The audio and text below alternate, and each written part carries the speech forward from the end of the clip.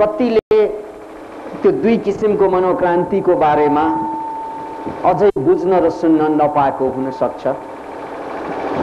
एउटा मनोक्रान्ति जुन अहिलेसम्म हामीले सामान्यतया बुझिरहेका छौं, स्वास्थ्यको विज्ञान, सफलताको विज्ञान, सृजनशीलताको विज्ञानको रूपमा, त्यसलाई हामीले व्यावहारिक मनोक्रान्ति भनेका छौं। किन भन्नाले हरेक मान्छे स्वस्थ हुन चाहन्छ, हरेक मान्छे शान्त सुखी हुन चाहन्छ, अथवा हरेक मान्छे प्रफुल्लित हुन त चाहन्छ, र हरेक मान्छे सृजनशील हुनु पनि पर्छ। यसरी हामीले मनोक्रान्तिको व्यावहारिक पक्ष भनेको तीनवटा: हेल्थ, ह्याप्पिनेस एन्ड क्रिएटिभिटी। अहिलेसम्म मनोक्रान्तिलाई हामीले जति व्यापकता दियौं त्यो त्यही हेल्थ, ह्याप्पिनेस र क्रिएटिभिटीमा आधारित छ। त्यसलाई हामीले व्यावहारिक मनोक्रान्ति भन्यौं।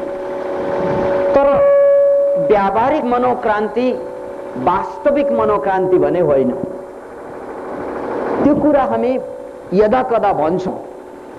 वास्तविक मनोक्रान्ति र व्यावहारिक मनोक्रान्तिमा फरक के हो त भने, वास्तविक मनोक्रान्ति मन जुन तत्त्व छ त्यो तत्त्वबाट पर गएर जब मान्छे बिल्कुल चेतनामा अवस्थित हुन्छ, अर्को शब्दमा आत्मामा अवस्थित हुन्छ, त्यो बेला उनले जे गर्छ, जसरी बाँच्छ, त्यो मनोक्रान्ति हुन्छ।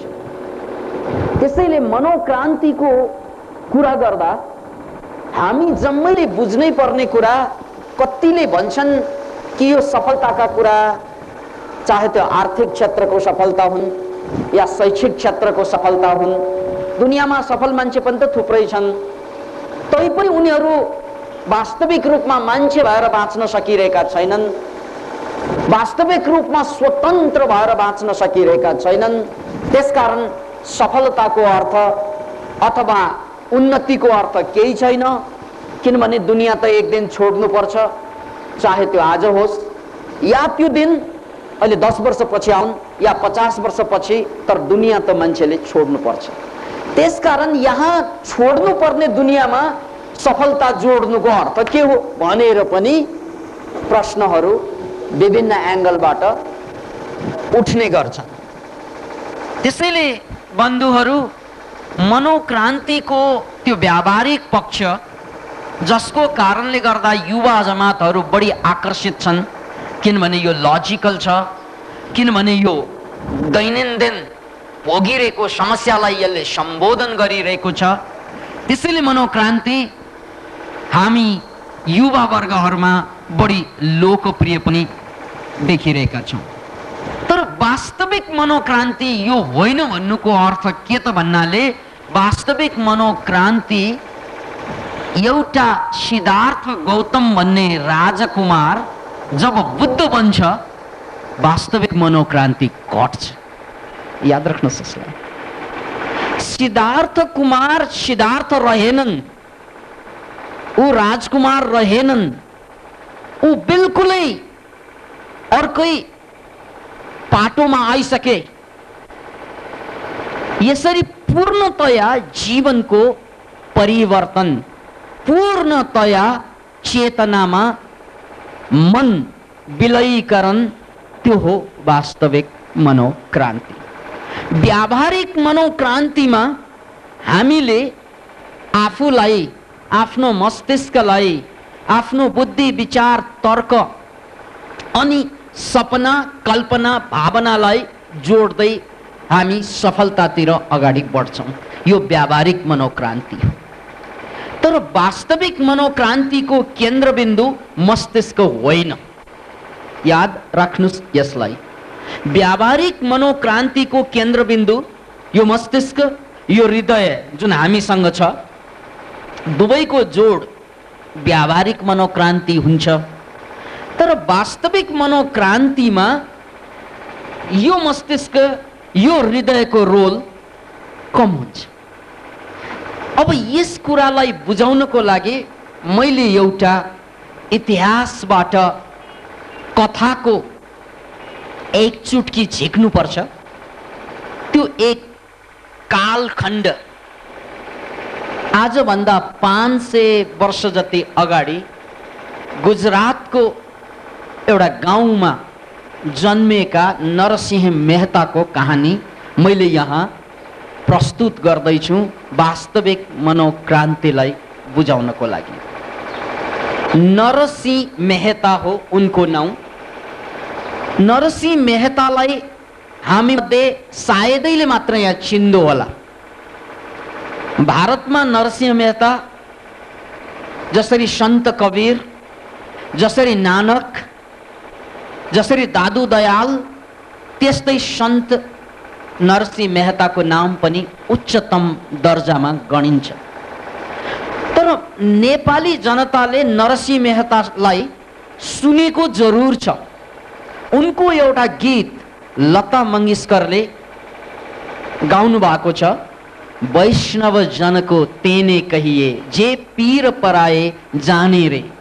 यो गीत हामी मध्ये धेरैले भजनको रूपमा सुनेका छौं भने त्यो नरसिंह मेहताको गीत हो।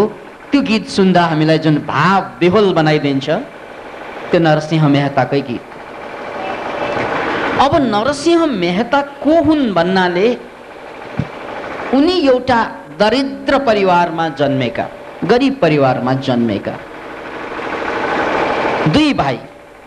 आमा बाबा सानै उमेरमा बिते। नरसिंह मेहता सानो भाइ, उनको एउटा ठुलो भाइ पनि दाजु चाहिँ छ। सानै उमेरमा टुहुरा भए नरसिंह मेहता। तर उनलाई चाहिँ मन केमा लाग्थ्यो भन्नाले सानै उमेरमा ईश्वर भजनमा, खास गरेर कृष्ण भजनमा, कृष्ण कन्सियसनेस उनमा गाउँको माहौलको कारणले पनि जागेको थियो। त्यसकारण उनी सानै छँदादेखि जहाँ जहाँ भजन लाग्छ, जहाँ जहाँ साधु सन्त भेटिन्छन्, त्यहाँ त्यहाँ ऊ कुनै पनि हालतमा पुग्थे। यसकारण नरसिंह मेहताको भाव भङ्गिमाले उनी भक्ति योगी भन्ने सानै उमेरदेखि झल्को समाजले पाइसकेको पनि थियो। नरसिंह मेहतामा भगवान प्रति या कृष्ण चेतना प्रति यति आसक्ति बढ्दै गइरहेको थियो कि उनलाई घरबार परिवारसँग कुनै मतलब रहेनन्। त्यसपछि उनका हजुरआमाले यिनलाई जसरी भए पनि बिहे गरिदिनु पर्यो, नत्र भने केटा बरालिन थाल्यो। किन भन्नाले जवान केटा कहाँ भजनमा, जवान केटा कहाँ तरुनी हेर्न जानुपर्ने, ऊ त बाबाजीको पछि पछि लाग्छ बा, ये तो बर्बाद भयो। दाल में कुछ काला है या पूरे दाल ही काला है, उनलाई शंका लाग्यो। त्यसपछि अब बिहे गरेपछि लाइनमा आइहाल्छन् नि केटा बरालिएका छन्, बिहे गरिदिन्छ।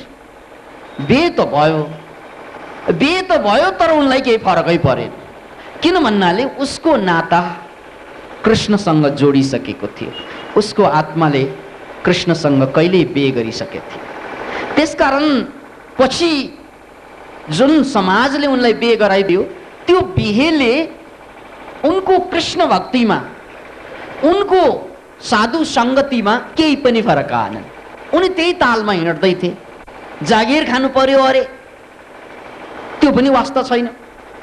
अब घरमा भाउजू हुनुहुन्छ, दाजु हुनुहुन्छ, दाजुको कमाई सबै परिवार पाल्नु पर्ने। नरसिंह मेहताका 2 बच्चा पनि भए। त्यसपछि त दाजु चाहिँलाई, भाउजू चाहिँलाई साह्रै ठुलो समस्या पर्यो। यो मोरा कमाएरै खाँदैनन्, बच्चा भने 2वटा भइसक्यो।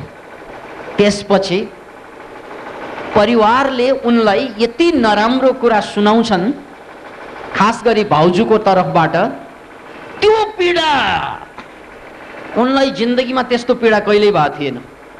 जब भाउजू चाहिँले एक दिन तामरा पशु जस्तो खाली खायो, हग्यो, सुत्यो, अनि बच्चा बनायो छे भनेर गाली गर्यो थियो। त्यो पीडा उनलाई बाण जस्तै मनमा यसरी गएर धस्यो। त्यसपछि ऊ जुरुक्क उठ्यो। र कहाँ गयो थाहा नै छैन। सरासर हिँड्या बाटोमा जङ्गल पर्यो, जङ्गललाई छिचोलेर हिँड्दै थियो। कति काँडाले घोच्यो, रगत लथपथ भइसक्यो खुट्टा, त्यो पनि थाहा थिएन। किन भन्नाले जब मान्छेलाई त्यो पीडा बोध हुन्छ मनमा, त्यसकारण मन भनेको, खास गरी यो भावना भनेको बडो अद्भुत कुरा। याद राख्नुहोस्, भावनाको स्थान जीवनमा कहाँनिर छ त्यो अलिकति भन्नुपर्छ मैले। मान्छे सफल, शक्तिशाली, मुक्त मान्छेको स्तर हुन्छ। खत्तम मान्छे को भनेर चिन्नलाई गाह्रो छैन। म अलिकति बेस्यान्तर भई उदाहरण दिँदैछु। तपाईको आसपासमा हेर्नुहोस्, सबभन्दा खत्तम मान्छे सबभन्दा बढी चलेको हुन्छ। हात गोडा चलाइरहेको, यता हेर्ने उता गर्न, बाँदरले जस्तै। ऊ 1 मिनेट चुपचाप बस्न सक्दैन, त्यो खत्तम। किन भन्नाले माइन्ड उसको यति कमजोर छ, आफ्नै शरीरलाई पनि कन्ट्रोलमा राख्न सकेका छैन। त्यसैले जो जति बढी चल्छन् त्यो मान्छे त्यति मानसिक रूपमा उडिसक्यो। ऊ काटेको चङ्गा जस्तै हो, उसको कुनै भरोसा हुँदैन। किन भन्नाले आफ्नै शरीरलाई कन्ट्रोल गर्न सक्दैन, अरूलाई के गर्ने उसले? बिहे गर्यो भने के होला? आफैलाई कन्ट्रोल छैन, अरूलाई कन्ट्रोल गर्न खोज्छ यो मराले, यो मर्ने है। त्यसकारण संसारमा सबभन्दा कमजोर मान्छे, या मान्छे जब कमजोर हुँदै जान्छ शारीरिक रूपमा होइन मानसिक रूपमा, त्यो बेला उसको शरीर उसको बसमा रहँदैन। ऊ एक ठाउँमा बस्नै सक्दैन, चाकमा आगो लागे जस्तै।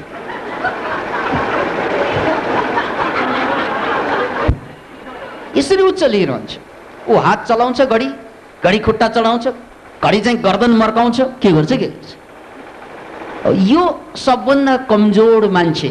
अथवा जब जब हामी मेन्टल्ली खुस्कँदै जान्छौँ त्यही घटना घट्न थाल्छ हामीमा पनि। तपाईँले एकचोटि हेर्नुहोस् त, सक भएको बेलामा, ठुल्ठुलो चाहिँ चोट परेको बेलामा मान्छे के गर्न थाल्छ? यसरी चाहिँ घुम्न थाल्छ। किन भन्नाले ऊ एक ठाउँमा बस्न सक्दैन, पीडा भयो उसलाई। त्यसकारण तपाईँ चलिरहनुको मतलब शरीर चलिरहेको होइन, मन चलिरहेको। मन चलिरहेको भन्नासाथ फेरि अर्को जोक जस्तै प्रसङ्ग याद आयो। भगवान बुद्धको पालामा, म उदाहरणबाट धेरै टाढा यात्रा गरिसकेँ, अब कति फर्कन सक्छु सक्दैन देखा जाएगा। भगवान बुद्धको पालामा एकचोटि 2 जना भिक्षुको बीचमा विवाद परिरहेको थियो। झन्डा नै फहराइरहेको थियो। अनि एकजना भिक्षु के भन्छन्, यार हेर त कस्तो झन्डा चलिरहेको भन्छन्, ठ्याट। अर्कोले के भन्छ, तत् मूर्ख, कहाँ झन्डा चलिरहेको, त्यो त हावा चलिरहेको, हावा भन्छ। अर्कोले के भन्छ, होइन यो झन्डै चलेको, हावा कहाँ चलेको हो र, झन्डा चलेको भन्छन्। एउटाले झन्डा भन्छ, अर्कोले हावा, एउटाले झन्डा, अर्कोले हावा। अनि लास्टमा अब बुद्धसँग गएर सोध्नु पर्यो। सिद्धार्थ गौतम बुद्ध भइसकेको थियो। त्यसकारण भगवान यो हावा चलेको हो कि कपडा चलेको हो, झन्डा चलेको, भनिदिनुहोस् न प्रभु भन्छन्। अनि भगवानले चाहिँ मुसुक हाँसेर भन्छन्, न हावा चलेको हो न झन्डा चलेको हो, तिमीहरूको मन पो चलेको भन्छ। के किन भन्नाले यस्तो त के हुन्छ संसारमा, ध्यान जम्मै चलेकोमा। त्यसकारण यहाँ हावा चलेको त्यो गौण कुरा हो, कपडा चलेको त्यो पनि गौण कुरा हो, त्यहाँ मन लट्केको छ, त्यसकारण तिमीहरूको मन चलेको। त्यसैले जब मन बढी चल्न थाल्छ मान्छेको, उसको शरीर बढी चल्न थाल्छ। अकारण फेरि कारण सहित त शरीर चलाउनु पर्ने हुन्छ, तर अकारण उसको शरीर चलिरह्यो भने यसको अर्थ हो ऊ साइकोलोजिकल्ली पीडामा छ, कमजोर हुँदैछ, ऊ समाप्तितिर जाँदैछ। त्यसैले योगको पहिलो पाठ नै काय स्थैर्यम, शरीरलाई स्थिर पार। काय भनेको शरीर, चल्दै नचल्ने 3 घण्टा 36 मिनेट एउटा आसनमा फिटिक्कै नचलिकन बस्न सक्यो भने तब तपाईँ मान्छे बन्न सुरु भयो। कति रे? 3 घण्टा 36 मिनेट फिटिक्कै नचलिकन टक्क एउटै आसनमा है बस्नु भयो भने अनि बल्ल हामी आफ्नो कन्ट्रोलमा आउन थाल्छौँ। जिन्दगी हामीले फेला परेको सिद्ध हुन थाल्छ। अहिले त हामी हराइरहेका मान्छे, धेरै होइन, 3 घण्टा 36 मिनट मात्रै, मैले धेरै भने छुइनँ। याद राख्नुहोस्, थोरै हो। किन भन्नाले 12 को 4 कोसे झाडीमा 9 महिनादेखि बसिरहेका छन्, 3 घण्टा 36 मिनट के ठुलो कुरा छ। त्यस कारण त्यो धेरै होइन, थोरै हो। त्यतिले तपाईँको जिन्दगीलाई शक्तिशाली जिन्दगी बनाइदिन्छ। त्यसैले पहिलो स्तर शरीरमाथिको नियन्त्रण। अझै शक्तिशाली मान्छे हुँदै गएपछि उसको नियन्त्रण हुन्छ वाणीमाथि, वाणी भनेको शब्दमाथि। कमजोर मान्छेले कि त बोल्नै सक्दैन, 4 जनाको अगाडि बोल्नु पर्यो भने फेटेटेटेटेटे काँप्छ, कि त बोल्न त बोल त रोकै नै सकिँदैन, खालि बोल्या बोली बोल्या बोली बोल्या बोली बोल्या बोली। त्यस्ता मान्छे पनि तपाईँ हामी मध्ये धेरै हुँला र भेटिरहनु भयो होला। उनलाई भेट्यो कि यस्तो यस्तो कुरा सुनाउँछ उसले जसमा चाहिँ फुल स्टप हुँदैन। कहाँ स्टप हुन्छ भन्नु, कहाँ स्टप हुनु हो, ऊ त डिस्टर्ब गर्छ, कहाँ स्टप, बोल्या बोली बोल्या बोली बोल्या बोली हो। यो मानसिक कमजोरी हो। या त बोल्नै नसक्नु, या त रोकिनै नसक्नु, वाणी माथिको कन्ट्रोल छुट्यो। याद राख्नुहोस्, त्यसकारण काय कन्ट्रोल, शरीरमाथिको कन्ट्रोल, संयम, वाणीमाथिको संयम अनि सासमाथिको संयम। जति लामो सास तपाईँले रोक्न सक्नुहुन्छ सुखपूर्वक, त्यति नै तपाईँको बुद्धि विचारमाथिको कन्ट्रोल बलियो हुन्छ। याद राख्नुहोस् यो कुरा, जति सासमाथि कन्ट्रोल हुन्छ त्यति नै बुद्धि विचारमाथि कन्ट्रोल हुन्छ। याद राख्नुहोस् यो कुरालाई। र साथसाथै बुद्धि विचार भन्दा परको भावनामाथिको कन्ट्रोल पनि श्वाससँगै जोडिएको छ। अतः शरीरमाथिको नियन्त्रण जसलाई संयम भनिन्छ, वाणी नियन्त्रण, संयम, वाणी संयम, अनि श्वास संयम, अनि बुद्धि विचार संयम, अनि बल्ल गएर भावनाको संयम। किन भन्नाले सबभन्दा संयम गर्न गाह्रो भावना, बकिहाल्छ मान्छे। त्यसकारण भावना भन्दा ठुलो शक्ति यो धरतीमा केही पनि छैन। किन भन्नाले मान्छे बुद्धि विचारबाट जति बुद्धिमान भए पनि भावनाले भड्काइदिन्छ उसलाई। भड्किनु भनेको त्यही हो। त्यसैले भावनामाथि नियन्त्रण जुन दिनमा आउँछ त्यही दिनमा संसारमाथि आफ्नो नियन्त्रण स्थापित हुन्छ। त्यही हो एकको युद्ध लड्नु छ, आफैलाई जित्नु छ। आफूलाई जित्ने यात्रा शरीरको नियन्त्रणबाट सुरु हुन्छ र भावनाको नियन्त्रणमा टुङ्गिन्छ। यसरी यसका स्टेपहरू छन्, first, second, third, fourth, fifth. यो यात्रा हो, यो अन्तरयात्रा हो, यो जीवनको महत्त्वपूर्ण यात्रा यसरी बढेको हुन्छ। अब म फर्कँदै फेरि नरसिंह मेहतामा जोडिँदैछु। कथा नरसिंह मेहताको भन्दै थिएँ मैले भावनासँग जोडेर। जब उनलाई मार पर्यो, आफ्नो भाउजूबाट नराम्रो वचन सुन्नु पर्यो, परुष वचन सुन्नु पर्यो, त्यो बेला उनी यति विरक्त भए संसारदेखि कि उनी हिँडे जङ्गलबाट, जहाँ उनको खुट्टामा काँडा घोची घोची लहु लुहान भइसकेको थियो, लथपथ भइसकेको थियो, रक्ताम्य भइसकेको थियो, तैपनि उनलाई याद पनि थिएन, के भइरहेको थाहा नै थिएन। Can you imagine? जब मान्छे साह्रै भावुक बन्छ नि त्यो बेला उनले चाहिँ दायाँ बायाँका सारा कुरा चाहिँ बिर्सिदिन्छन्। जस्तै रिस उठे बेला उदाहरणको गरेपछि सबै बिर्सियो है, त्यतिन्जेल के हुन्छ के हुन्छ। ओ त्यो भावना। बुद्धिले नियन्त्रण गर्दैन भावनालाई, किनभने भावना बुद्धिभन्दा जेठो। याद राख्नुहोस्, कतिलाई थाहा नै छैन बुद्धि जेठो हो कि भावना जेठो हो, कतिलाई थाहा छैन। यस्ता पनि मान्छे रहेछन् दुनियाँमा, बुद्धि जेठो हो कि भावना जेठो हो थाहा नहुने त कति छन्। तर कोही कोही मान्छे यस्तो पनि भेट्टाए, बाउ जेठो हो कि आफू जेठो हो थाहा नै नहुने। एकजना मान्छेले अर्को साथीसँग बात मार्दै थियो अनि के भन्दै थियो भन्नाले, यार मेरो बाउ र ममा बाउ चाहिँ कान्छै पर्यो, म चाहिँ जेठो रहेछु, 90 सालको भुइँचालोमा म जन्मिसकेको थिएँ, मेरो बाउ त्यसको भोलिपल्ट जन्मेको भनेर अहिले थाहा भयो। किन त भन्नाले मैले पछि पत्ता लगाएँ मेरो बाउ म भन्दा एक दिनले कान्छो। किन कान्छो त भन्नाले म चाहिँ शनिबार जन्मेको रहेछु, बाउ चाहिँ आइतबार जन्मनु भयो, त्यसकारण बाउ चाहिँ एक दिनले चाहिँ कान्छो। उनको हिसाब थियो। कतिलाई बाउ आफूभन्दा जेठो हुन्छ भने पनि थाहा नहुने, किन भन्नाले उसको हिसाब त्यहाँ बारमा छ कि। त्यसैले हाम्रो भाषामा चलन पनि छ कान्छो बाउ, यानी आफूभन्दा पछि जन्मेको बाउ। यो पनि त अर्थ लान सक्छ नि कान्छो बाउको अर्थ। यसैले याद राख्नुहोस्, भावना भनेको बुद्धिभन्दा जेठो। त्यसकारण भावनाको अगाडि कसैको केही नचल्नुको कारण के त भन्नाले बुद्धि यो धरतीमा या मान्छेको खोपडीमा पछि आयो, भावना त्योभन्दा पहिला जन्मिसकेको थियो। अतः भावना सबभन्दा शक्तिशाली र मान्छेलाई भटकाउने, बर्बाद गर्ने, सिद्ध्याउने सबै काम, आबाद गर्ने जम्मै काम ती भावनाले गर्ने। किन भन्नाले फाइनल डिसिजन दिने त त्यही हो, जेठो पाएको त त्यही हो, जेठो बाटो त त्यही हो, जेठ बाठी त त्यही हुन्। अतः भावनामाथि नियन्त्रण संसारको सबभन्दा कठिन तपस्या। शरीरमाथिको नियन्त्रण सबभन्दा सजिलो, त्यही पनि कतिको हुँदैन, कति प्रायको हुँदैन। शरीरमाथिको नियन्त्रण सबभन्दा सजिलो नियन्त्रण, किन भन्ने बाहिर छ शरीर। भावनामाथिको नियन्त्रण सबभन्दा गाह्रो छ नियन्त्रण। तपाईले मान्छेहरू आफै मान्छे हो, अरूलाई हेर्नै पर्दैन, आफूलाई चेक गर्दा हुन्छ। यो खुट्टा यहाँ प्रवचन सुनिरहेको हुन्छ, खुट्टा हल्लिरहेको हुन्छ, कति गरिरहेको हुन्छ, कतिले चाहिँ चलाइरहेको हुन्छ।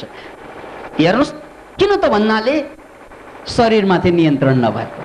त्यो नियन्त्रण गर्नु सक्नु भनेको सबभन्दा सजिलो, तर 3 घण्टा 36 मिनटमा सिद्ध हुन्छ त्यो। त्यहाँबाट बढ्दा बढ्दा बढ्दा बढ्दा जब हामी भावनामा आउँछौँ अनि बल्ल गएर हामीले संसारलाई नियन्त्रण गर्न सक्ने हुन्छ। अनि हामीले जुन भन्छौँ, हामी जे गर्छौँ त्यसमा संसार राजी हुन बाध्य हुन्छ। पुरा संसार नभए पनि तपाईको सेरोफेरोको संसार, याद राख्नुहोस्, तपाईको सेरोफेरोको संसार तपाईले जहाँ हिँड्यो त्यसैलाई बाटो ठानेर पछि लाग्छ। किन भन्नाले तपाईमा यो 5 स्तरको संयम जागिसक्यो। अतः म नरसिंह मेहताको प्रसङ्गलाई जोड्दै थिएँ। नरसिंह मेहता लहु लुहान गरी हिँड्दा पनि उनलाई थाहा भएन, किन भन्नाले भावनाले उनलाई नराम्ररी तीतो भावनाले गाँजिसकेको थियो। अनि भावुक हुँदै गइरहेको थियो, कति रगत बग्यो त्यो पनि थाहा थिएन। हुँदा हुँदा जङ्गलमा उसले एउटा सानो शिवलिङ्गको शिवालय भेटे। शिवालयमा गएर ऊ थचारिन पुगे, बजारिन पुगे, सोत्तर परे। त्यहाँ गएर त्यत्तिकैमा उनमा यति भावावेश भइसकेको थियो, यति कि छाङ्ग उनले महादेव देखे।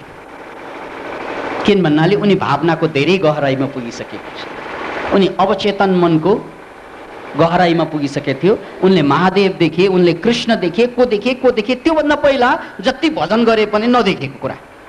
तर त्यो बेला जब उनी लहुलुहान भएर सारा शुद्ध बुद्ध हराइसकेको थियो, त्यो बेला झलललललललल महादेव पनि देखे, कृष्ण पनि देखे, सबै देखे। याद राख्नुहोस्, यो सबै देखे भन्नासाथ कति मान्छेहरूको लागि यो एकदमै अनौठो कुरा पनि लाग्ला। यो अनौठो कुरो पनि हो र होइन पनि हो। किन भन्नाले हामी धेरैलाई घट्दैन यो, त्यसकारण अनौठो कुरो भयो। होइन किन भन्नाले सबैमा घट्ने सम्भावना चाहिँ छ। है, हामीले गोदावरी म्याट्रिक्समा अस्ति 7 दिनको शिविर राख्दा 107 जवान साथीहरू साधना गर्दै थिए मन्त्रयोगमा। त्यसमध्ये आधा जतिलाई मन्त्रयोग फिटिकै नफाप्ने, गाह्रो हुने, छटपट हुने, डुब्न नसक्ने। तर आधा जतिले मन्त्रयोगमा डुब्न सक्ने। त्यसमा अझ 1/4 त यति डुब्ने, त्यसमाथि 10%ले त त्यो गणेशजीको मन्त्र जप्दा गणेशजी आउने ठ्याक्कै। त्यही विवरण हामीलाई पेश गर्नुभयो, उहाँहरूले सुनाउनु भयो। गणेशजी आउनुभयो, गणेशजीले चाहिँ सुँडले बेर्नु भयो, काखमा राख्नु भयो, उचाल्नु भयो, के गर्नुभयो। कतिलाई त नारायणले क्षीर सागरमा लगे, कतिलाई चाहिँ महादेवले कैलाश पर्वतमा लगेको बेहोराहरू आए। Can you imagine it? हेर्नुहोस् है, मात्र 7 दिनको शिविर। त्यस बीच घटेका, सबैलाई होइन, 10% जति साथीहरूलाई घटेका घटना यो। त्यसैले अलिकति तपाईँ सबकन्सियस माइन्डको डेफ्टमा गएपछि यो विचार, बुद्धि, तर्क, गणित चाहिँ फेल खाँदै जान्छ। अनि तपाईँ तपाईँले नदेखेको लोक, तपाईँले नपुगेको जगत, जो मनोजगतको गहराई छ, तपाईँ त्यहाँ पुग्नुहुन्छ। हाम्रा साथीहरूले अस्ति पुगेको बेहोरा भएका कति साथीहरू यहीँ पनि हुनुहुन्छ, अहिले पनि हुनुहुन्छ। त नरसिंह मेहतालाई भगवान शङ्करले दर्शन दिए। नरसिंह मेहतालाई चाहिँ त्यो तन्द्राको अवस्थामा, त्यो भावावेश भएको अवस्थामा कृष्णले दर्शन दिए। ठुलो कुरा होइन, त्यो त 7 दिनको शिविरमा हाम्रा 10% साथीहरूले पुगेको कुरा हो। त्यसैले त्यसलाई सामान्य मान्छेको लागि त्यो ठुलै कुरा होला, तर साधकको लागि स्वाभाविक घटना हो, स्वाभाविक घट्छ त्यस्तो।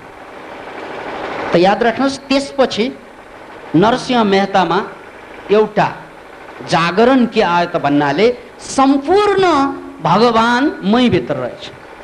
त्योभन्दा पहिला उसलाई भगवान भनेको कहाँ रहेछ भन्ने थाहा थिएन।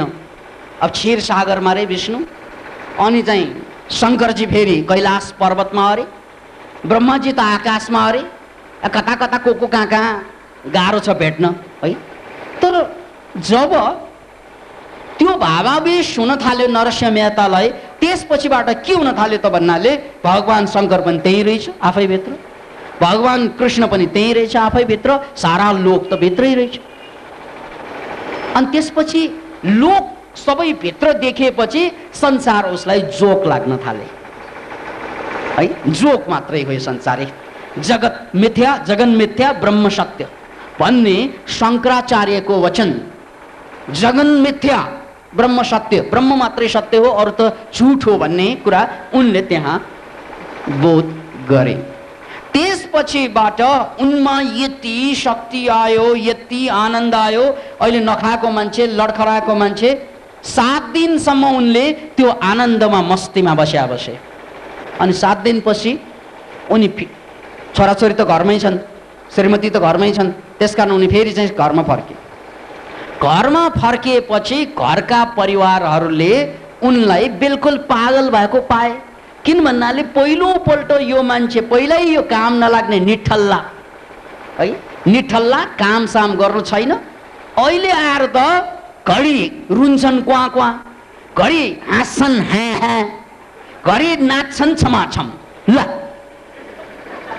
अब त पक्का खुस्क्यो।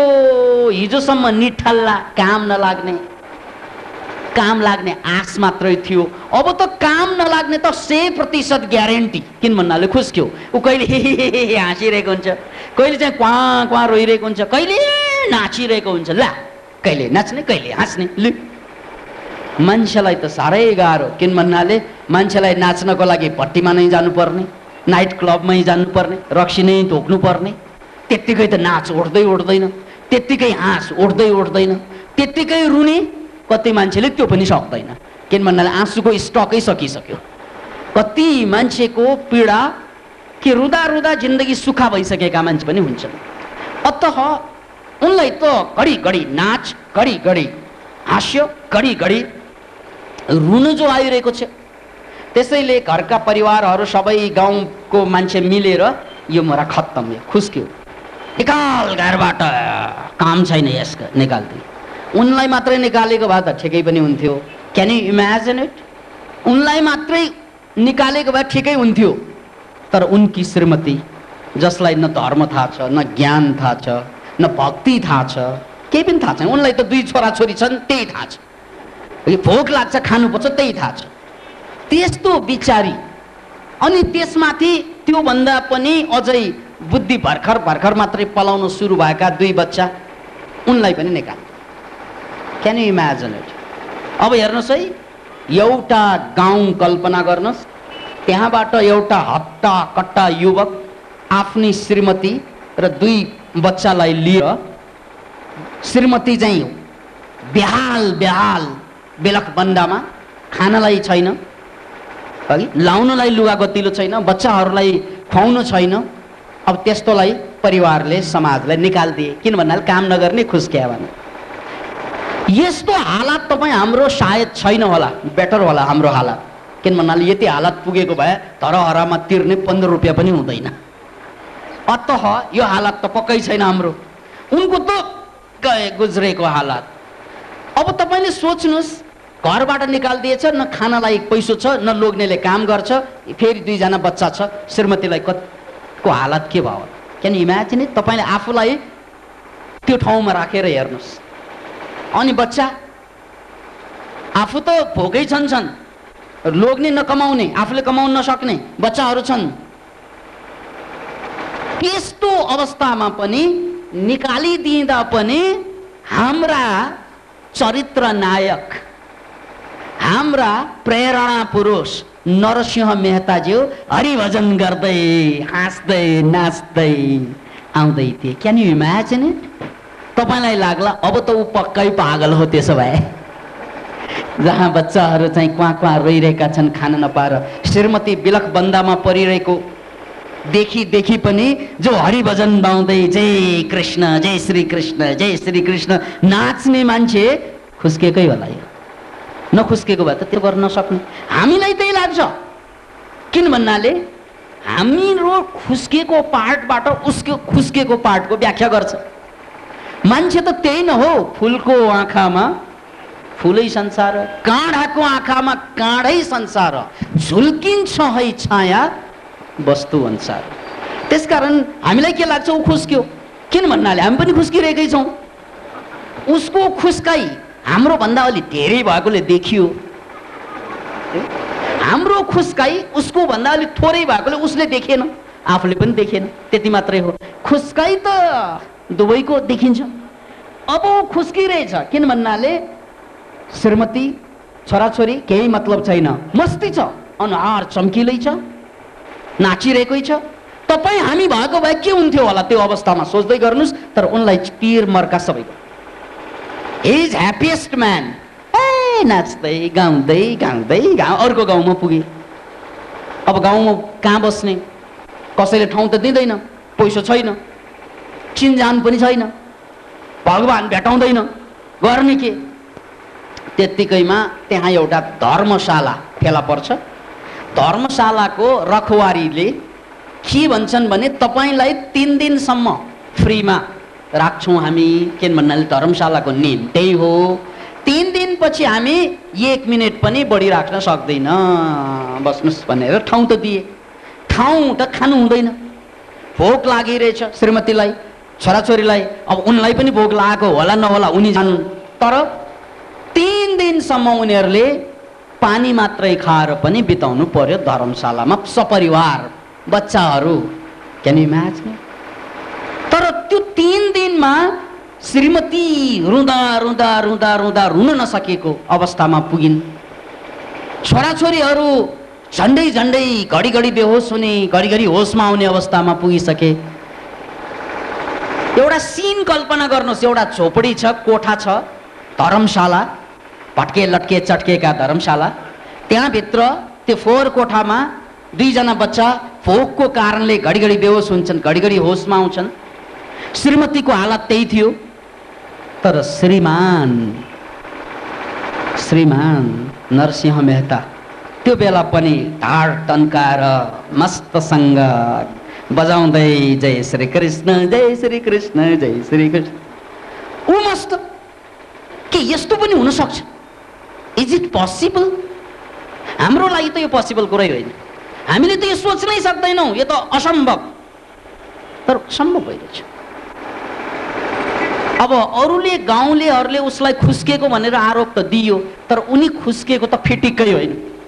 किन भन्नाले सबै बोध छ उसलाई, दिशा बोध छ उसलाई। खुस्कनुको अर्थ त के? दिशा हरायो। खुस्कनुको अर्थ के? जब मलाई म कहाँ जाँदैछु थाहा छैन, जब मलाई अब म कहाँ पुग्छु थाहा छैन, त्यो बेलामा मात्रै म खुस्केको हुन्छु। उनलाई त क्लियर थाहा थियो ऊ कहाँ जाँदैछ। किन भन्नाले जब मलाई बनाउने भगवान, यो सारा संसार बनाउने भगवान मेरा छोरीछोरी पनि उनकै कारणले बनेको हो भने के मैले चिन्ता गर्ने? प्रभु, चिन्ता गर्ने काम म गर्दैन। मेरो काम चिन्ता गर्ने होइन, काम त तेरो। किन भन्नाले यो संसारमा म लगायत मेरा श्रीमती छोराछोरी सबैलाई पठाउने तैँले। अब चिन्ता मैले लिने? लिन्न प्रभु, लिन्न। यो बिलख बन्दा मलाई हेर्न चाहिँ मान्छे भएर हेर्दा मलाई गाह्रो हुन्छ, के तँलाई गाह्रो हुँदैन? तँलाई गाह्रो छैन भने मलाई के को गाह्रो फेरि? किन भन्नाले यिनीहरूलाई छोराछोरीलाई त मैले बनाएँ, मलाई चाहिँ मेरा बाबा आमाले बनाए र मेरा बाबा आमालाई कसले बनाए भनेर खोज्दै जाँदा तैँले बनाएको। त्यसकारण तेरा सन्तान प्रति तेरो प्रेम कम होला जस्तो मलाई लाग्दैन प्रभु। के यार, के परीक्षा लिइरहनु भएको। ठिक छ प्रभु। उनलाई लागिरहेको थियो भगवानको यो परीक्षा मात्रै। त्यसकारण परीक्षामा त गाह्रै हुन्छ नि, पसिना निस्कन्छ, खलखल्ती पसिना आउँछ, भोक भाग्छ, पीडा हुन्छ, छटपट हुन्छ। जाँच दिने बेलामा, जाँच दिन अगाडि नै मान्छेहरू बेहोस हुन्छन् कति, है। कति मान्छेहरू चाहिँ त्यो घाँटी सुक्छ, के हुन्छ। यो पनि परीक्षा हो। यो भगवानले म माथि, भक्तमाथि भगवानले परीक्षा लिएको। ऊ पक्का, ऊ क्लियर। त्यसकारण उनलाई चिन्तै छैन, प्रभु तै जानुहुन्। Can you imagine it? कस्तो भरोसा थियो त्यो भरोसा, संसारको सबभन्दा ठुलो भरोसा कि प्रभु तै जानुहुन् सबै। अब हेर्नुहोस् है, अब उनलाई त ठिकै छ कुरा, तर श्रीमतीको हालत, बच्चाहरूको हालत त त्यो थिएन। त्यसपछि 3 दिनमा, तेस्रो दिनमा अब कसैले चाहिँ नक गरेको सुन्यो, उनीहरूले सुने। कसैले ढोका घचघच्याउँदै थियो, दैलोमा कोही थियो। त्यसपछि त श्रीमती झनै डराइन्, किन भन्नाले अब त्यहाँबाट निकाल्ने हो, समय सक्यो। यति त खान पाइरहेको छैन, अब छत नि भएन भने कहाँ बस्ने। ऊ अझै क्वाँ रोएर ढोका खोल्न चाहिँ गइन्। तर त्यत्तिकैमा उनले अर्कै मान्छे ढोकामा आएको देखे। एकजना चाहिँ शेठजी आएर के भन्छन् भन्नाले, नमस्कार बहनजी, म कृष्णको भक्त, तर म व्यवसायले व्यापार गर्दै हिँड्छु म गाउँमा। अनि यहाँ आउँदा तपाईँको बारेमा अथवा नरसिंह मेहता भन्ने भक्तको बारेमा सुने थिएँ। अनि उनको गरिबीको बारेमा पनि सुनेर मेरो दिल दहल्न थाल्यो, मेरो दिलमा चोट पर्न थाल्यो। भगवानको भक्त, हेर्नुहोस्, म यस देशको, यो क्षेत्रको एउटा धनी व्यापारी, तर भक्त म पनि कृष्णकै। भगवान, तैँले मेरो गोजीमा पैसा भर्ने, उनीहरूको पेटको खाना पनि छिन्ने भगवान, यो त मबाट हुन सक्दैन जस्तो लाग्यो मलाई। त्यसकारण नरसिंह मेहतालाई मैले सहयोग गर्नुपर्छ, किन भन्नाले म पनि भक्त, ऊ पनि भक्त। मेरो गोजीमा पैसा छ, उसको गोजीमा छैन, फरक त्यति मात्रै। त्यसकारण चाहिँ उसको पैसा र मेरो पैसा, आखिर दुवैको पैसा त्यही भगवानको हो। लज्जा, किन भन्नाले कृपा करुणा उसैको हो, सृष्टि उसकै हो, सबै उसकै हो। त्यसकारण मेरो केही पनि छैन, लज्जा। त्यसैले म माथि अनुकम्पा गरेर हजुरहरूको लागि मैले खान बस्ने व्यवस्था गरेको छु भनेर शानदारसँग लग्छन्। Can imagine? यो कथा हो कि सिनेमा हो कि दन्त्य कथा हो कि जस्तो लाग्ला। तर एउटा कुरा पक्कै बुझ्नुहोस्, मैले तपाईँलाई वास्तविक मनोक्रान्तिको कुरा गर्दैछु है। व्यावहारिक मनोक्रान्तिमा हामी के भन्छौँ भन्नाले यो दिमाग सबै हो, त्यहाँ दिल पनि अलिअलि लगानी गर्छौँ। तर मूल कुरा माइन्ड टेक्नोलोजी है, साधनाका कुराहरू, आफ्नो अहङ्कारका कुराहरू त्यसमा जोडिँदै जान्छ, त्यसमा शङ्का छैन। त्यसकारण हामीले जे चाहन्छौँ त्यही गर्न सकिन्छ भन्ने अडान पनि लिन्छौँ। एक हदसम्म हुन्छ पनि, त्यसमा शङ्कै भएन, किन भन्नाले यो विज्ञान हो। तर यसको अर्को पाटो के हो त भन्नाले, जसरी तपाईँको यो खोपडीभित्र शक्ति छ, अनन्त शक्ति छ, त्यस्तै यो विश्व ब्रह्माण्ड पनि एउटा खोपडी हो, ठुलो खोपडी। यो खोपडी पनि त्यो खोपडीको, जसको खोपडी छ त्यसले बनाएको। त्यसकारण यो खोपडीमा जुन शक्ति छ नि, जुन शक्ति आएर बसेछ, हामीले जे चाह्यो त्यो गर्न सक्ने सफलताको विज्ञान आएर यहाँ बसेछ, त्यस्तै यो विश्व ब्रह्माण्डमा पनि अनन्त शक्ति छन्। अनन्त अनन्त अनन्त। त्यही शक्तिलाई हामीले ईश्वर भनेका हौँ, याद राख्नुहोस्। त्यही शक्तिलाई भगवान भनेर पुजेका हौँ, त्यही शक्तिको अगाडि हामी झुकेका हौँ। किन भन्नाले यो ग्यालेक्सी, याद राख्नुहोस्, अनन्त अनन्त कोटि सूर्यहरू, यस्ता चाहिँ सूर्य सहितका लोक पनि विश्व ब्रह्माण्डमा अनन्तै छन्। कति छन्, कति छन्, कति छन्। यो सम्पूर्ण कुरा, बन्ने प्रक्रिया, बनाउने प्रक्रिया, बन्ने ज्ञान, बिगार्ने ज्ञान, जोड्ने ज्ञान, यो जम्मै ज्ञान त छ नि त्यहाँ पछाडि। हो, त्यही ज्ञान कोही अन्तर्गत हामी यो संसारमा छौँ र त्यही ज्ञानको अन्तर्गत हामी एक दिन ल तेरो चाहिँ म्याद सक्यो, तेरो दम दिएको अब सक्यो, अब दम सक्यो, ब्याट्री सकेपछि जसरी घडी चल्दैन तेरो पनि ब्याट्री सक्यो, अब जा रिचार्ज गर्न भनेर हामीलाई चाहिँ मृत्युतिर पुर्याउने पनि त्यही प्रकृतिको नियम। बस त्यो प्रकृतिको अनन्त नियमको नामै ईश्वर हो। जब यो अदर साइड, इङ्ग्लिसमा एउटा शब्द छ त्यसको लागि, द अदर साइड, जसलाई भगवान भन्ने शब्द मन पर्दैन, कतिलाई मन पर्दैन, साँच्चै भन्ने हो भने मलाई पनि मन पर्दैन यो भगवान भन्ने शब्द, यो ईश्वर भन्ने शब्द। किनभने त्यसले धेरै मान्छेलाई भ्रम के दिँदो रहेछ भन्नाले आकाशमा एउटा चाहिँ 4 हात भएको नारायण हुँदो रहेछ, उसैले नियन्त्रण गर्ने, अनि चाहिँ कैलाशमा गाँजा तान्ने चाहिँ शङ्कर रहेछ, उसैले संसारलाई डिस्ट्रोय गर्ने। होइन, त्यो सिम्बल हो, याद राख्नुहोस्, त्यो सिम्बल मात्रै हो, त्यो वास्तविक होइन, त्यो शक्तिको सिम्बल हो।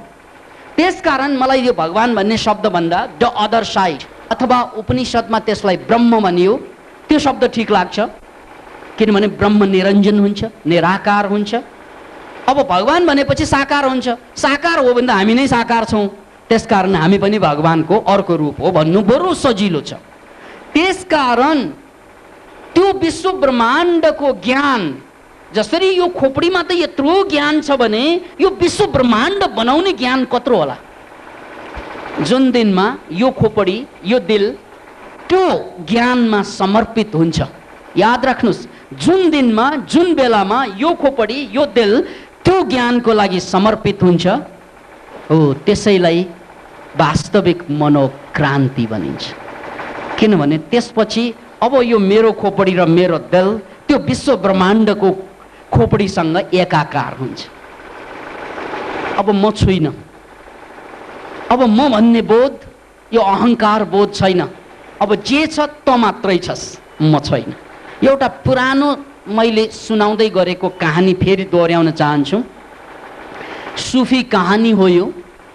एउटा मान्छे आफ्नो प्रेसीको घरमा गएर, दैलोमा गएर नक गर्न थाल्छन्, घचघचाउन थाल्छन्। भित्रबाट आवाज आउँछ, को हो बाहिर? अनि बाहिरको मान्छेले के भन्छ, म फलाना तिम्रो प्रेमी क्या, परदेश गए थिएँ, यी उपहार सहित तिमीलाई भेट्न आइरहेछु, खोल्नु न ढोका। खोलिएन ढोका, ढोका नखोलेपछि धोखा खाइयो, धोखा। आफ्नो प्रेसीले परदेश गएर आएको बेलामा ढोका नखोलेपछि धोखा खायो उसले। साह्रै पीडित भएर ए आइमाईको जातै यस्तै भनेर गाली गर्दै फर्के। किन भन्नाले 2-4 दिन के बाहिर गएको थिएँ, अब चाहिँ कुनै नाथो भेटायो होला यसले जस्तो शङ्का पनि लाग्यो उसलाई। के लाग्यो आखिर पुरुष न हो, ऊ शङ्काको मसिन हो। किन भन्नाले नचाहिने काम बढी उसैले गर्ने, अनि शङ्का पनि उसैमा बढी पलाउने। किन आफूले गरे जस्तो श्रीमतीले पनि गरिहालिन् कि लागिहाल्छ उसलाई। यो पुरुष महोदयहरूले हाँस्नु भयो नि, सही थाप्नु भयो नि, हो त्यही हो। त्यसकारण आफूले नचाहिने काम गरेपछि अरूले गर्ला कि भन्ने शङ्का लागिहाल्छ त्यो। त्यसैले हाम्रो नेपाली भाषामा एउटा भनाइ छ, नबिराउनु नडराउनु। बिराउने मान्छे मात्रै डराउँछ, कोही मान्छे डराइरहेछ मतलब यो मोरा डाकाले कतै बिराइरहेछ। नबिराउने मान्छेले त डराउनै पर्दैन। त्यसकारण नबिराउनु नडराउनु, यो कुरालाई याद राख्नुहोस्। कोही मान्छे डराउँछन् भने यिनीहरूले बिराइरहेको छ कतै न कतै। नेपालको राजनीतिक पार्टीहरूको हैसियतमा पनि त्यही कुरा लागू हुन्छ। यदि उनीहरूले राम्रो काम गर्नको लागि डरायो भने यसको मतलब कहीँ बिराएको छ। याद राख्नुहोस्, तुम इतना जो मुस्कुरा रहे हो, तुम इतना जो मुस्कुरा रहे हो, क्या गम है जिसको छुपा रहे हो। हाँसेर गमलाई छुपाउँछन् नि मान्छेले, नाटक गर्छन् नि। ओ त्यसकारण त्यो बिराएपछि मान्छे डराउन थाल्छ। नबिराउने हो भने के को डराउने। बस अब प्रसङ्ग डरको भन्दा पनि चाहिँ खतरनाक कुरा छ यहाँ। किन भन्नाले मान्छेलाई एकातिर डरले बर्बाद गरिरहेको हुन्छ, त्योभन्दा खतरनाक लोभ। हेर्नुहोस् है, डर र लोभ यसरी दाजुभाइ त्यो जुम्ल्या। एकातिर डरले मान्छेलाई सिध्याइरहेको हुन्छ, अर्कोतिर लोभले मान्छेलाई सिध्याइरहेको हुन्छ। ऊ के गुम्ला भन्ने डर र अरू अझै बेसी पाम्ला भन्ने लोभ। बस यो दुईवटाबाट छुटकारा पाउनु भनेको त्यो व्यावहारिक मनोक्रान्तिमा सम्भवै छैन। किन भन्नाले व्यावहारिक मनोक्रान्तिमा लोभ कम होला, डर कम होला, तर निर्मूल हुँदैन। याद राख्नुहोस्, निर्मूल हुनको लागि यो मन मस्तिष्क, जसलाई हामीले एउटै शब्दमा भन्नुपर्दा मन मस्तिष्क भन्छौँ नि, जब हाम्रो यो मन मस्तिष्क यो विश्व ब्रह्माण्डको चैतन्यसँग विलयीकरण हुन्छ, एकाकार हुन्छ, त्यसमाथि अन्तिम भरोसा पलाउँछ, बस त्यही बेला डर समाप्त हुन्छ। जसरी हाम्रा चरित्र नायक नरसिंह मेहताको भयो, त्यही बेला अन्तमा गएर हाम्रो लोभ समाप्त हुन्छ, जसरी नरसिंह मेहताको नै भयो। बस त्यसलाई इङ्ग्लिसमा दि अदर साइड पनि भनिन्छ। अदर साइड भनेको एउटा साइड यता पर्यो, म यतै छु, द अदर साइड मलाई थाहा छैन, अननोन। त्यसकारण जीवनमा तपाईले यो अवस्थाबाट उठेर यो अवस्थाबाट बढेर धेरै धेरै माथि पुग्ने दुईवटा बाटा छन्। एउटा बाटो आफ्नै मन मस्तिष्कलाई प्रयोग गर्ने र अर्को बाटो आफ्नो मन मस्तिष्कलाई समर्पण गरी जाने। नरसिंह मेहताले त्यो समर्पणको बाटो लिए। अब हामी सामान्य मान्छेलाई यो समर्पण शब्द नै मन पर्ने, किन भन्नाले समर्पण भन्नासाथ हामीले हारेको ठान्छौँ। याद राख्नुहोस्, समर्पणको मतलब हार्नु होइन, समर्पणको मतलब विशाल कुरासँग एकाकार हुनु। जसरी तपाईँ 100 रुपियाँको नोट हुनुहुन्छ भने यो 100 रुपियाँको नोटलाई 1000सँग चाहिँ समर्पित गरिदिँदा यो 100 बन्दैन, समाप्त हुँदैन, ऊ 1100 बन्छ। Can you imagine? यदि यो 100 को नोटलाई 1 लाखसँग समर्पण गरिदियो भने अब 100 हुँदैन, ऊ के हुन्छ? 1,00,000 हुन्छ। जब 100 रुपियाँलाई 1 करोडसँग समर्पण गराइदिन्छौँ नि, त्यो बेला त्यो 100 हुँदैन, 1,00,00,000 हुन्छ। उसको भ्यालु बढ्यो। जब उसले 1 अरब या खरबसँग समर्पण गर्छ, त्यो बेला ऊ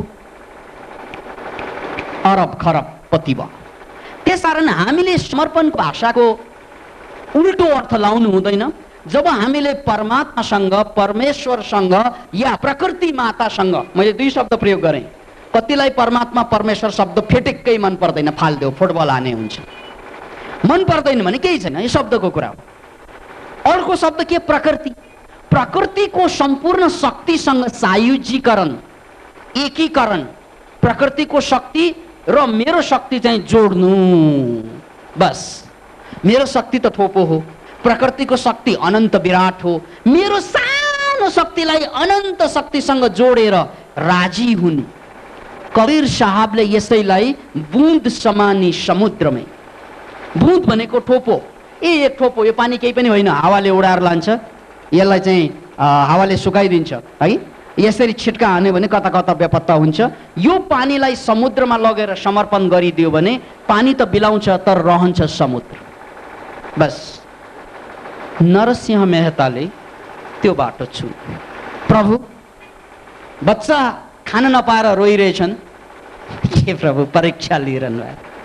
मलाई त्यो बच्चाको प्रति संवेदनशीलता कम भएको होइन प्रभु, मेरो संवेदनशीलता तँप्रति बढी भएको। याद राख्नुहोस्, यसको अनर्थ व्याख्या हुन सक्छ। सामान्य मान्छेले अनर्थ व्याख्या गर्छ, त्यसकारण त सामान्य मान्छे सामान्य भएको।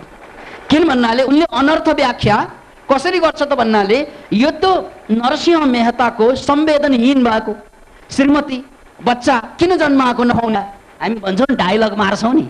यदि जन्माउनै छ भने खानाको जुगाड गर्नु पर्यो, व्यवस्था गर्नु पर्यो। खानाको व्यवस्था गर्न सक्दैन, ए मोरा नपुंसक किन जन्माइस् है, समाजले हामीलाई त त्यही भन्ने हो। अब हामीलाई के लाग्छ त भन्नाले यो नरसिंह मेहता भन्ने मोरा संवेदनशील भइरहे छैन छोराछोरीप्रति लाग्छ, तर यसलाई ल्याटरल थिङ्किङ गरेर हेरौँ, उनलाई बच्चा र श्रीमती प्रति संवेदनहीन भएको मान्ने होइन कि उल्टो पाटोबाट हेर्नुहोस्, उनको सबभन्दा ठुलो संवेदना कोसँग गाँस्यो? परमात्मासँग। सक्यो, उसको सम्पूर्ण संवेदना त्यहाँ गाँस्यो। त्यहाँ गाँसिसकेपछि यहाँ संवेदना नहुनुलाई संवेदनहीन भन्दैन। हो समस्या कहाँ आउँछ त भने यदि उनले छोराछोरीलाई वास्ता गरेन, श्रीमतीलाई वास्ता गरेनन् अनि आफू पनि बरा लिएर हिँड्न थाले, रक्सी खाए, बेइमानी गरे, अपराध गर्दै हिँड्यो भने हो त्यो बेला उनले महान गल्ती गरेको ठहरिन्छ। किन भन्नाले उनी स्वार्थ भए। अब उनी स्वार्थी भएको होइन, उनी त परमार्थी भएको। किन भन्नाले यी बच्चा बच्चीहरूले खाना पाएर यी श्रीमतीले टन्न खाना पाएको भए के हुन्थ्यो? 99% मान्छे हुन्थ्यो, के हुन्थ्यो है?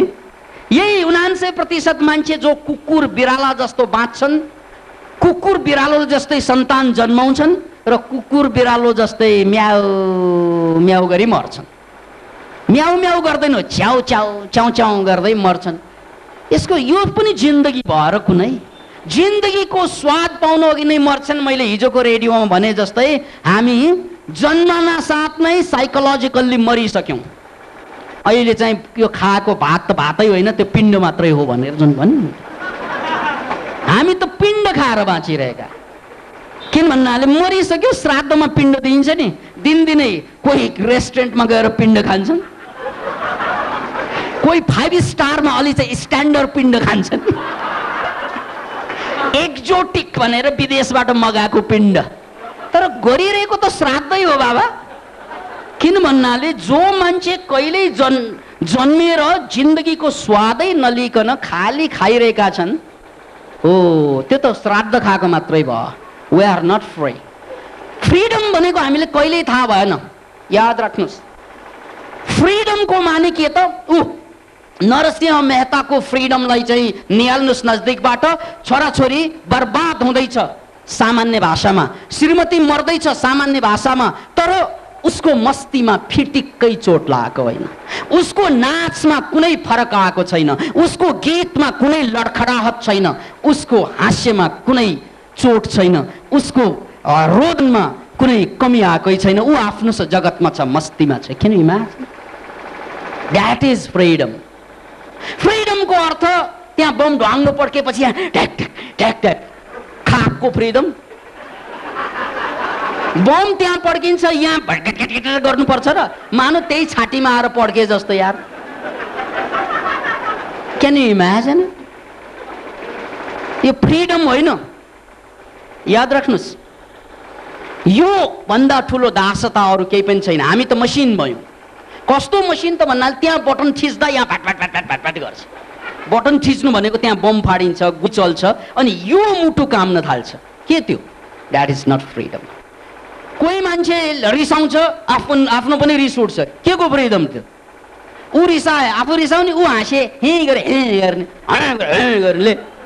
हामी मान्छे हौँ कि होइन हो?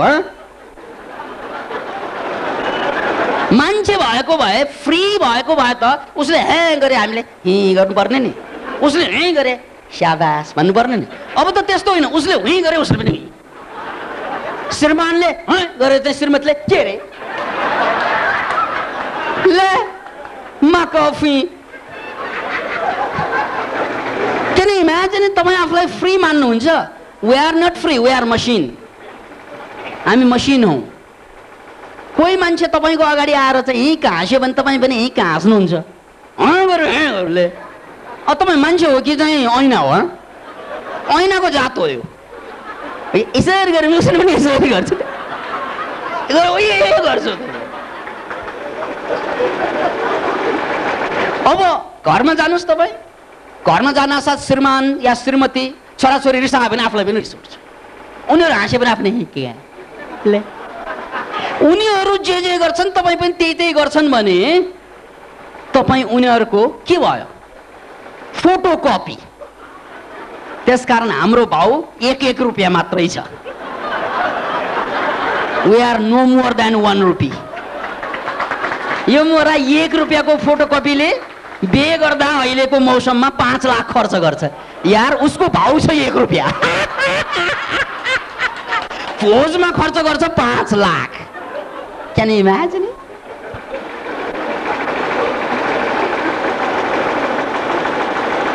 यार भइरहेको यही हो। त्यसकारण हामीले आफूलाई फ्री भन्छौँ नि, वी आर नट फ्री। यो फ्रिडम होइन। याद राख्नुहोस्, फ्रिडम भनेको मैले मेरो अनुसार बाँच्न सक्नु। स्वतन्त्र भन्ने शब्दको शाब्दिक अर्थ बुझ्नु। स्व भनेको म, तन्त्र भनेको मेरो सिस्टम। स्वतन्त्रको अर्थ हो मेरो आफ्नै सिस्टममा बाँच्न सक्नुलाई स्वतन्त्रता भन्छ। हामी अरूको सिस्टममा बाँच्छौँ, के को स्वतन्त्र? हामी त पपेट। उनीहरूले चाहिँ धागो हल्लायो भने पपेट छ नि, यहाँ पपेट भनेको चाहिँ धागोबाट चल्ने चाहिँ पुतली।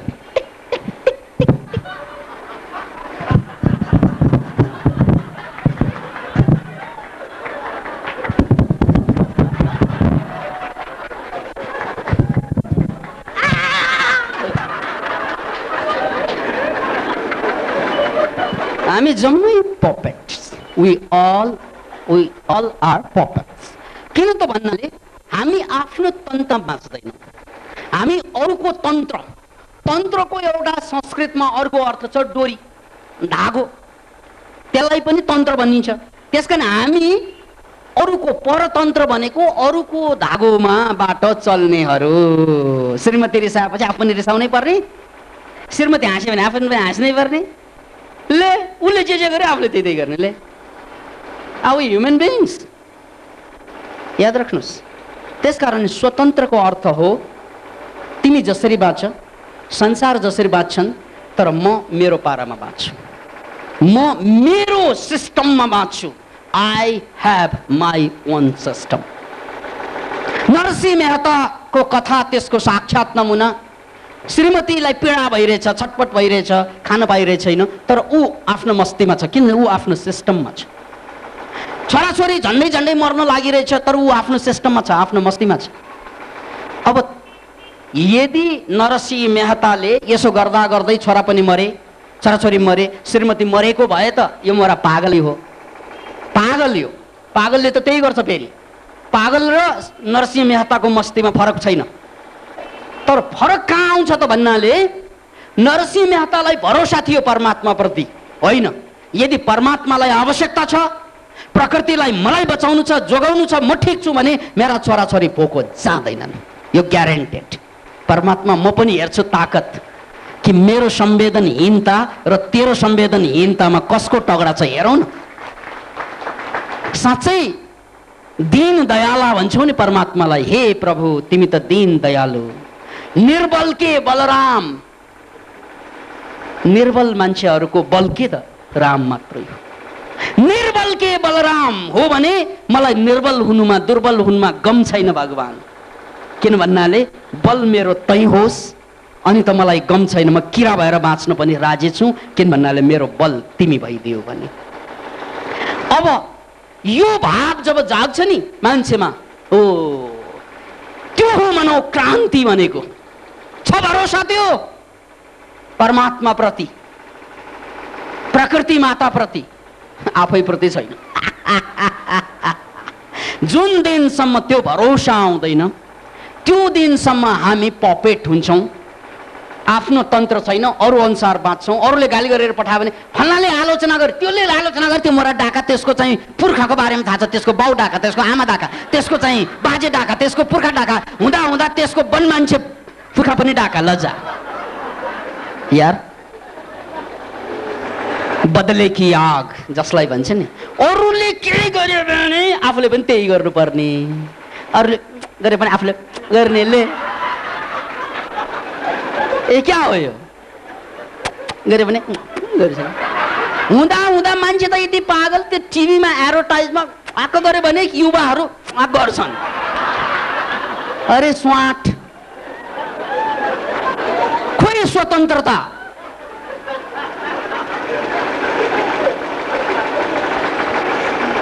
त्यसैले स्वतन्त्रताको अर्थ हो तिमी तिमी अनुसार बाँच, दुनियाँलाई दुनियाँ अनुसार बाँच्न देऊ। म जस्तो ठिक लाग्छ बाँच्छु त्यस्तै। त्यसकारण मेरो बाँच्ने शैलीमा संसार, समाज, परिस्थिति, परिवेशले कुनै फरक पार्दैन। नरसिंह मेहताको जीवन शैलीमा केही फरक आएन। जहाँ तपाईँ आफ्नो तन्त्र लिएर बाँच्नुहुन्छ, जहाँ तपाईँ वास्तविक स्वतन्त्र भएर बाँच्नुहुन्छ, चाहे दुनियाँको परिस्थिति जस्तो होस्, तपाईको मस्तीमा केही फरक पर्नेवाला छैन। याद राख्नुहोस् यो शब्द मस्ती। दुनियामा चाहे जे होस् तर तपाईको मस्तीमा केही फरक पर्दैन, तपाईको हस्तीमा कुनै दाग लाग्दैन। बस यस्ता उदाहरण सोक्रेटिसले पनि त्यही दिएको हो। विषपान गरे हाँसी हाँसी। हेर्नुस् त, मृत्युले त हामीलाई झस्काइदिन्छ नि। मर्नुपर्छ भने विचार आयो कि मान्छे डराउँछ, मर्नै पर्दैन। मर्नुभन्दा अगाडि रिहर्सल सुरु भइहाल्छ। विचारले मात्रै पनि ऊ रिहर्सल गरिहाल्छ। किन इमेजिन इट, मान्छे मर्नुदेखि यति डराउँछ, यति डराउँछ। संसारमा सबभन्दा बढी संख्यामा डराउने, मर्नुदेखि डराउने मान्छेहरूको संख्या चाहिँ सबभन्दा बढी भन्थे। अहिले आएर 4 जनाको अगाडि बोल्ने मान्छेहरूको संख्या बढी छन् भनेका छन्। तर जे होस् त्यो डर, चाहे मृत्युको डर हुन् या बोल्ने डर हुन्। अतः संसार जस्तो होस् जे होस्, तर म आफ्नै तन्त्रमा बाँच्न सक्ने भन्ने जुन उदाहरण उनले दिए, र त्यसपछि कुनै मान्छेले आएर नक गरे, ढोका खोले, ल तपाईको लागि यो घर, यो खाना, यो थोरै मैले सक्ने म बेहोर्छु। बस मरिनन् छोराछोरी, मरिनन् श्रीमती। बस यो हो वास्तविक मनोक्रान्ति। अब यसको म अन्तिम उदाहरण धेरैपल्ट दिएकोले छोटकरीमा भन्छु। भगवान महावीर बुद्धको समकालीन नाङ्गै जिन्दगी बिताए उनले। महिनौं बितिसकेपछि साँच्चै एक दिन राजकुमारी त्यस्तै आइन्। के भयो त भन्नाले सपनामा देखे राजकुमारीले, फल्ना ठाउँमा एकजना तपस्वीले साधना गर्दैछ, यदि तिमी बाल खौरेर, कपाल खौरेर खाली खुट्टा गएनौ भने मर्छौ। अब मृत्यु भनेपछि त त्योभन्दा ठुलो त डर कसलाई, के होला त्योभन्दा ठुलो डर। त्यसकारण चाहिँ राजकुमारीले त्यही गरे, गएर खुवाइदिए, बाँचे। हो त्यो हो भरोसा। उनले त्यही भने, मलाई यो संसारमा यो शरीरलाई यहाँ टिकाउनु छ भने मलाई यो संसार पठाउने परमात्माको काम हो, मेरो काम होइन। यो माल मेरो होइन, उसकै हो। त्यसकारण उसलाई यो माल यहाँ टिकाइराख्नु छ भने खाना पनि पठाइहाल्ला। होइन यो माल यहाँ रहनु नरहनु फरक छैन भने के फरक, मलाई के फरक फेरि, उसैलाई फरक छैन जसको माल छ, मलाई फरक पर्ने, लैजा तेरो माल हो। तर माल चाहिँ यो धरतीमा चाहिने रहेछ। त्यसकारण लिङ्क भएर जोडेर, क्यान यु डु द्याट भरोसा? जुन दिनमा त्यो भरोसा जाग्छ नि परमात्मा प्रति, द्याट इज मनोक्रान्ति, वास्तविक मनोक्रान्ति। Thank you very much. भाग लिनुभई